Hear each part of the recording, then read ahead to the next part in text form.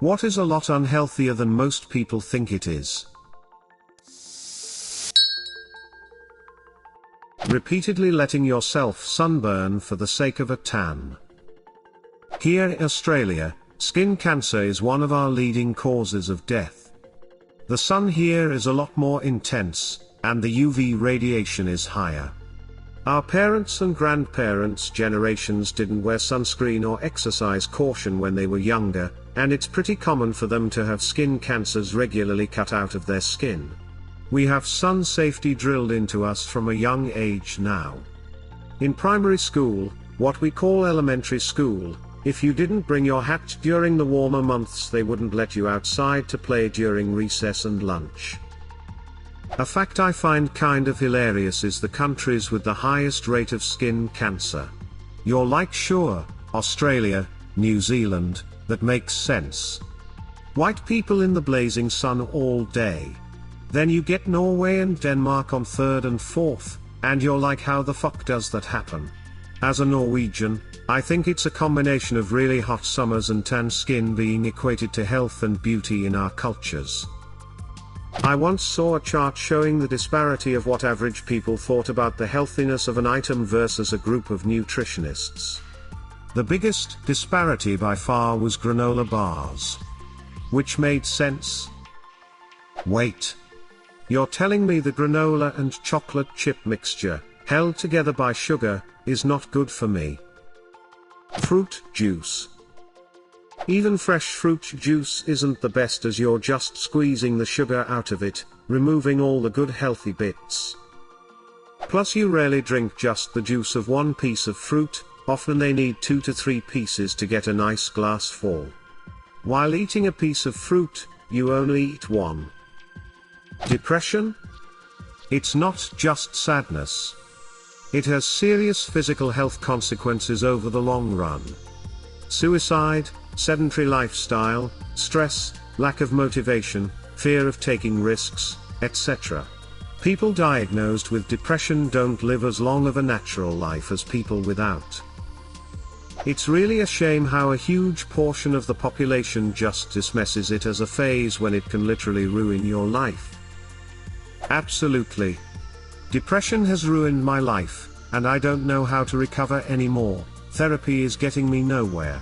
I've reached the point in my life where depression has taken pretty much everything from me, and moving forward with this much weight is a nightmare. I legitimately don't know how I'm going to live. People really do not understand how bad it gets and how much it can affect someone. It's horrible. My teeth are a fucking mess from a combo of meds, depressive episodes where I would barely get out of bed for days.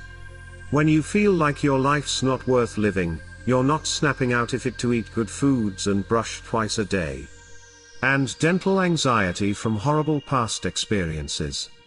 And that's not doing anything for my self-esteem or motivation. It's a really vicious cycle. Obsession? Whether it's food, drugs, or a huge crush, obsessions are really dangerous and can warp your mind so you don't correctly value real-life stuff.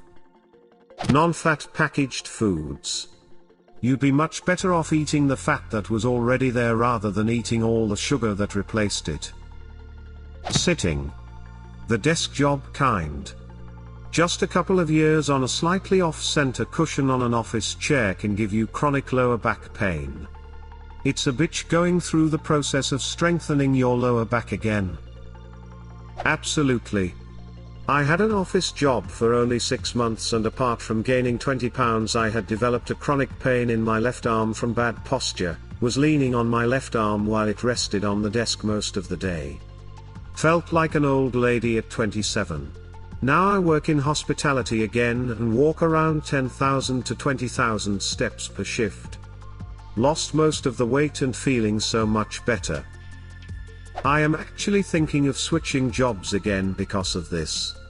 I used to have a job that had a great balance of desk work and on my feet / movement work.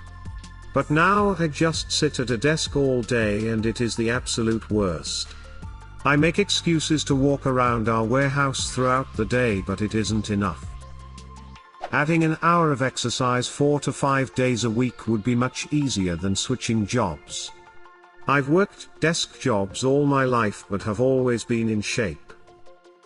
Staying up late, I mean sleep deprivation.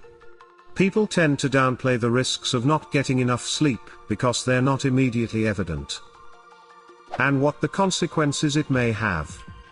It's not an idle question. I have serious sleep issues.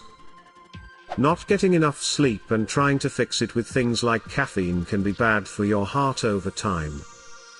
Hallucinations.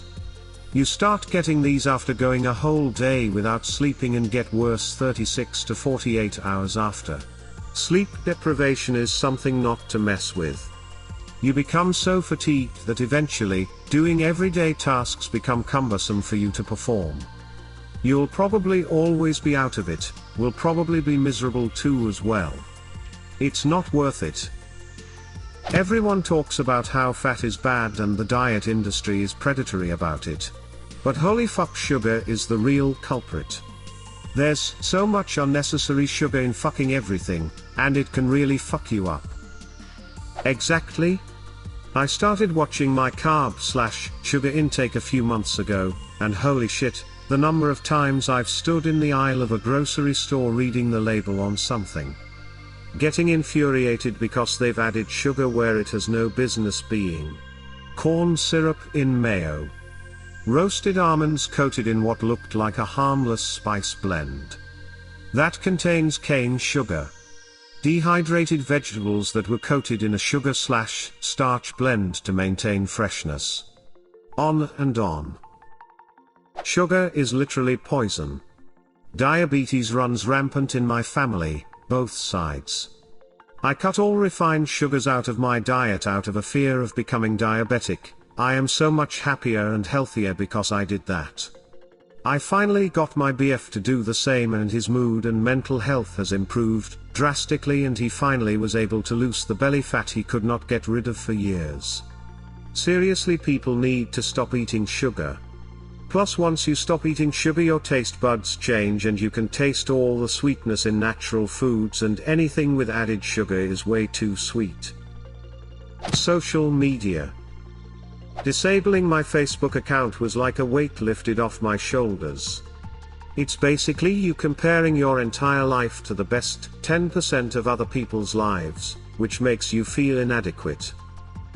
I uninstalled Facebook and Instagram from my phone exactly 1 month ago and I feel like my depression has pretty much disappeared. I feel so much better for it. I'm more in the moment with my son and more appreciative of my little humble house filled with second-hand furnishings instead of comparing myself to everyone else and getting down about it. Starbucks, some frappuccinos have 70 grams of sugar. Anyone who gets anything but the most clean-cut basic coffee from a Starbucks or similar is kidding themselves that they aren't slurping a dessert every day. Same with sugar-filled energy drinks. As someone who likes their caffeine but isn't a coffee snob, and if someone's getting Starbucks coffee, they aren't a coffee snob either, I make a thermos of coffee with instant espresso powder. All the caffeine you could possibly want at a fraction of the cost and time and tiny fraction of the calories. Bottling up your emotions because you're afraid to open up. Afraid or never learned how to do it. Many people can't process what they feel, let alone why. Do you think it's possible for me to still get help if I've been bottling up my emotions for so long that I can't even talk to others about them without instantly starting to cry for no reason? Well, first of all, you have a reason. Second, definitely. As a therapist, I'd say it's a good sign. I have a lot of clients that have to come to the point where they can cry, and then unravel their emotions. It takes time, motivation and bravery, but it's definitely doable, and you learn new healthy ways to deal with your feelings. Anxiety, the effects are physical as well. As someone who comes from a family prone to high blood pressure anyway, it is a constant concern. As someone who is currently experiencing an extreme bout of health anxiety, this is not what I want to hear. The salad you drenched in dressing. Nutrition bars and flavored yogurt. Many have greater than 30 grams, 1 teaspoon of sugar equals 4.2 grams, which is almost the same as a 12 ounces Coke, which has 32 grams of sugar. I don't know if it counts as unhealthy, but giving kids tablets and phones instead of letting them be bored inhibits the growth of creativity as a skill. Children need to be bored sometimes. Also, letting children have any sort of social media. Not enough parents understand how insidious talking to the wrong person might be. The internet is full of potential harm for kids who are too young to navigate it. I had some of my 6-year-old students talking about Momo for a full year. Turns out it was that fucking internet game that encouraged self-harm. That's terrifying when you think about how impressionable kids are. Weed. Smoking any plant matter releases carcinogens and messes with your lungs. Also has been linked to decreased brain development in frequent users under 25. Yeah, I was smoking joints daily and read somewhere online that the tar buildup from one joint is equivalent to the tar from 4 tobacco cigarettes. Also, I feel like the community should do more to discuss that the common weed isn't addictive is just a lie. Isn't it crazy how some people think it's safe to put burning ashes directly into their lungs? I feel like since it's starting to become more acceptable, people are becoming blind to its potential dangers. What is a lot unhealthier than most people think it is? Leave a comment, and subscribe to the channel if you wanna see more videos like this one.